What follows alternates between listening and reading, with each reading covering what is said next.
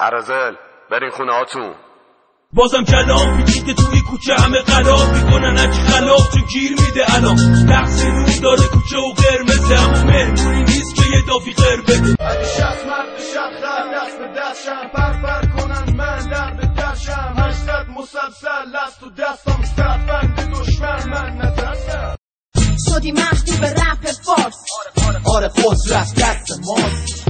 شدی محبوب رپ فارس آره قدرت دست ماست. توی رپ فارس قدرت دست ماست. بازم مثل هرچه ماها مسته مستی دهن هرکی که شاخ شد ما که بستی واسه درگیری تا جایی که را بده نمی کنیم دوام مگه طرف نخ بده اما خطاب به شما بچه خوشگلا بفا لغت نشه بدنتون زیر را.